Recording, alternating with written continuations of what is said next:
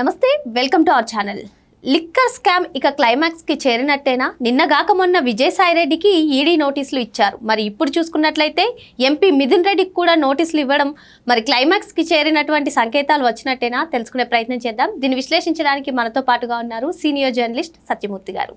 నమస్తే సార్. నమస్కారం.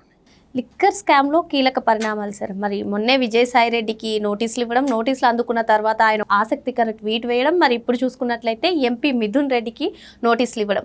సో ఇది క్లైమాక్స్కి చేరుకున్నట్లే అంటారా? ఏం చెప్తారు? సాధారణంగా ఎన్ఫోర్స్మెంట్ డైరెక్టరేటు ఇన్వాల్వ్ కావటం అంటేనే కదా క్లైమాక్స్కి వచ్చినట్టు. ఎన్ఫోర్స్మెంట్ డైరెక్టరేటు అంత ఈజీగా కేసుల్లో జోక్యం చేసుకోదు. ఏదైనా ఒక నేరం జరిగింది అంటే దాని మీద కేసు ఫైల్ చేయటం, దాన్ని దర్యాప్తు చేయటం సిఐడి, రాష్ట్ర ప్రభుత్వాల ఆధీనంలో ఉండే సిఐడి కానీ, కేంద్ర ప్రభుత్వ ఆధీనంలో ఉండే సిబిఐ కానీ, ఇటువంటి సంస్థలు దర్యాప్తు చేస్తాయి.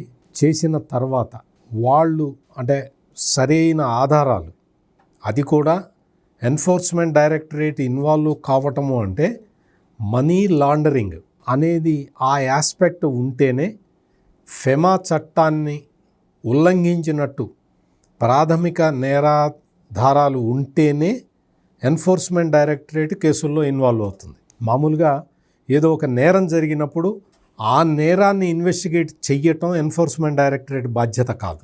ఆర్థిక నేరాలని దర్యాప్తు చేసి వాటిని ఒక కొలిక్కి తీసుకొచ్చి అవి చేసిన వాళ్ళని శిక్షలు పడే వరకు తీసుకెళ్ళటం ఎన్ఫోర్స్మెంట్ డైరెక్టరేట్ పని.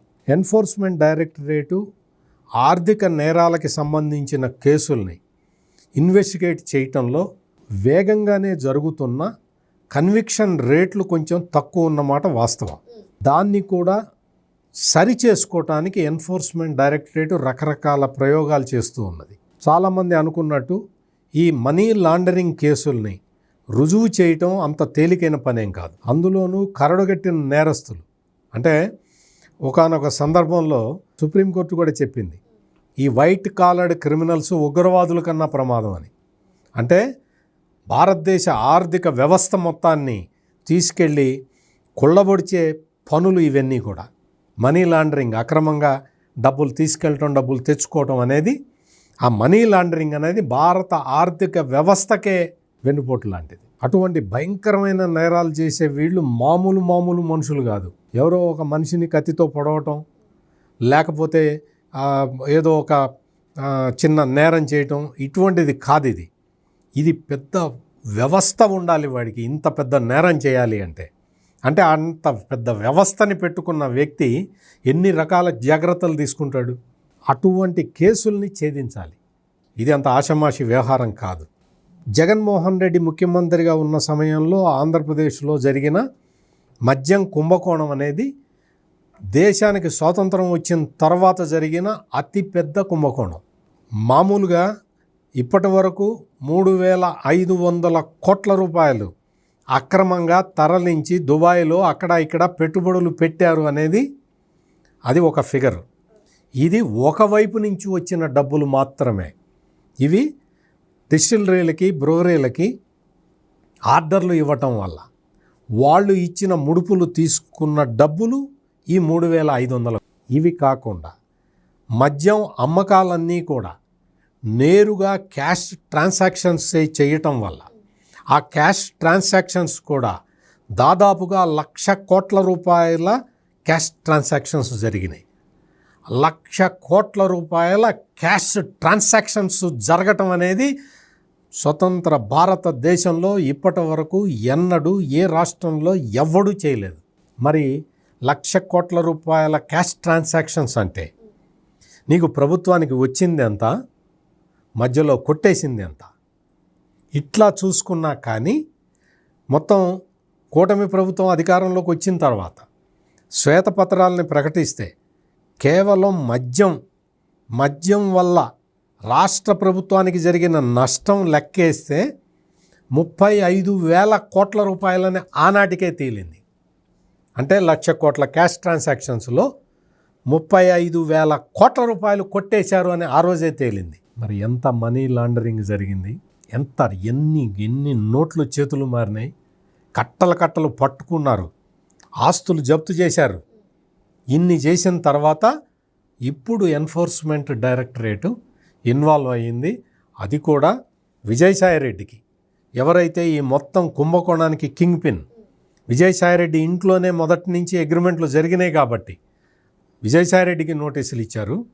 ఎవరైతే ఈ మనీ హ్యాండ్లింగ్ మొత్తం చేశాడో అతను మిథున్ రెడ్డి. ఈ మిథున్ రెడ్డికి నోటీసులు ఇచ్చారు. వీళ్ళిద్దరికీ ఈ నోటీసులు ఇచ్చారు. వీళ్ళిద్దరికీ నోటీసులు ఇచ్చిన తర్వాత వీళ్ళిద్దరికీ అంతకు ముందర సిట్టు కూడా నోటీసులు ఇచ్చింది. మిథున్ రెడ్డిని అరెస్ట్ చేసింది కానీ విజయసాయిరెడ్డిని అరెస్ట్ చేయలేదు సిట్టు.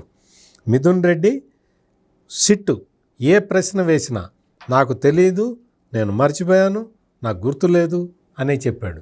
ఇప్పుడు ఎన్ఫోర్స్మెంట్ డైరెక్టరేట్ పిలిచింది. వెళ్ళి నాకు తెలియదు, నాకు గుర్తులేదు, నేను మర్చిపోయాను అంటే వాళ్ళు తీసుకొచ్చి మొత్తం డాక్యుమెంట్లన్నీ ముందర పెట్టి క్వశ్చన్లు అడుగుతారు. అందుకని ఈ గజనీ టైపు ఆన్సర్లు ఎన్ఫోర్స్మెంట్ డైరెక్టరేట్ దగ్గర పనిచేసే అవకాశం లేదు, పని చెయ్యవు. ఎన్ఫోర్స్మెంట్ డైరెక్టరేట్ ఎంటర్ అయిందంటేనే వీళ్ళు కరెక్ట్గా సమాధానం చెప్పాలి. సమాధానం చెప్పకపోతే ఏం జరుగుతుంది? సమాధానం చెప్పకపోతే వీడు సమాధానం చెప్పట్లేదు, మా కస్టడీకి ఇవ్వండి అని చెప్పి తీసుకెళ్ళి తిహార్ జైల్లో పెడతారు. నెల్లూరు జైల్లో కాదు, కడప సబ్ జైల్లో కాదు, లేకపోతే రాజమండ్రి సెంట్రల్ జైల్లో కాదు, తీసుకెళ్ళి తిహార్ జైల్లో పెడతారు. తిహార్ జైల్లో ఒక్కసారి ఎంటర్ అయితే మళ్ళీ బయటికి రావడం అనేది కష్టం.